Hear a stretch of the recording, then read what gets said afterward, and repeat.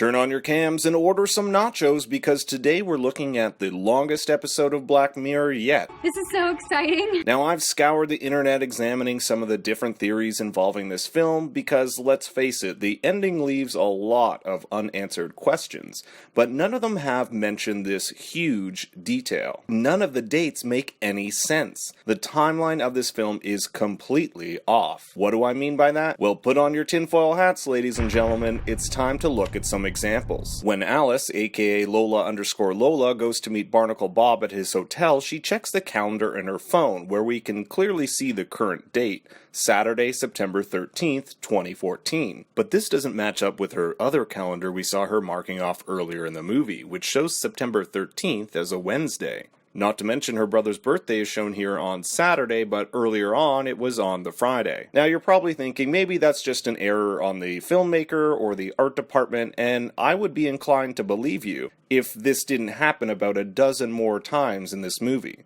Let's take a look. Yeah, pull it up. When Alice first arranges her meeting with Barnacle Bob, she says, Hey, I hear you'll be in my neck of the woods next week. But next week doesn't line up with any of the dates she puts in her calendar. Also, if her definition of my neck of the woods is 253 miles away, that's just a bit odd. Even odder is the address, 666 Bradley Boulevard. Barney here is really the most interesting character when it comes to deciphering this ending. He and Tinkerboy are the only ones who have some connection to the other girls who have been copied, but it's only Barney who has met the other girls in real life that we know of. When Alice and Barney go on their Mexican lunch date, he discloses two important details. One, that he won a date raffle with Sarah Bear and Blossom. Only Blossom showed up. And why did only Blossom show up? Because he's been talking to a copy of Sarah Bear. Sarah didn't call or anything. It's like she forgot. Or else how would she also show up with Baby Girl after Baby Girl's actual death? So we can confirm that when Alice does her investigation, that Baby Girl, Winter Angel, Helen of Boy, and Lola are all copies. Where are the originals?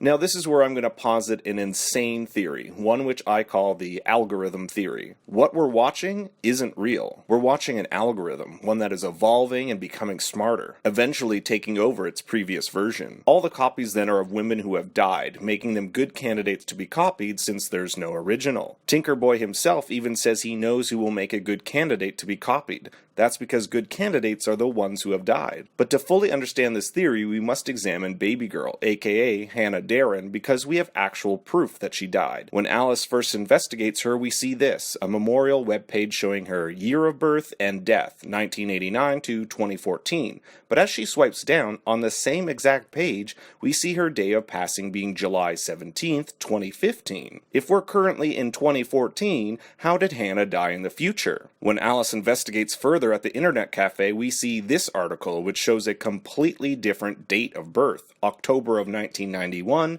not 1989. And that the article was written 6 months ago. If Hannah did indeed die in July of 2015, like the other webpage said, that would make the current date roughly January of 2016. But I thought we were in 2014, and the discrepancies get even more confusing. The copyright on the CAM website says 2004 to 2017, but Sarah Bear shows as being online and that her last broadcast was November of 2014. If you want to get even more insane is the fact the video game Alice picks up for her brother's birthday is The Division, which didn't even come out until 2016. Can you see how all these little things are starting to add up? It's not just one mistake here or there. It's literally dozens. But let's dig deeper. In the beginning, Alice talks about how she just moved in and that's why there are boxes everywhere. Yet throughout the whole course of the movie, the boxes never move. They're never unpacked. The only thing she opens is her boxes from her fans. There's also the significance of her names, Lola and Alice, both of which have significance. Lola is the short form of the Spanish-derived Dolores, which translates as sorrows, and Alice does indeed go through her own sorrows over the course of this film.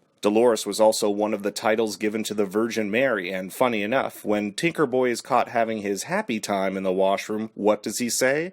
"Forgive me, Mother Mary." The name Alice is also indicative of Alice in Wonderland, the tale of a young girl lost in a land where logic is thrown out the window. We are essentially watching Alice in her own wonderland, one of the algorithm. Even her clothing doesn't make any sense. You can't be serious.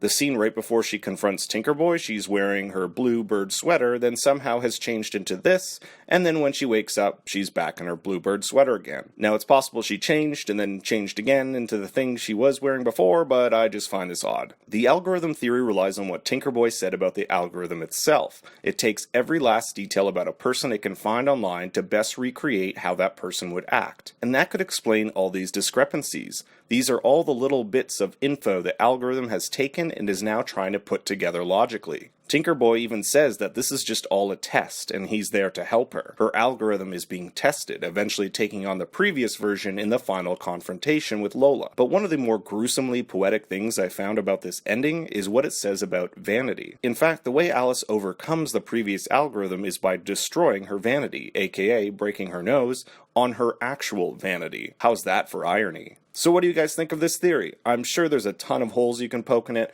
but I like this interpretation better than what I've seen in a lot of other explanations. As always on this channel, I'm trying to dig deeper and give you guys different perspectives. So give it a like, share it, and subscribe with the bell on because I have more videos coming your way. And remember, Daddy loves you very much.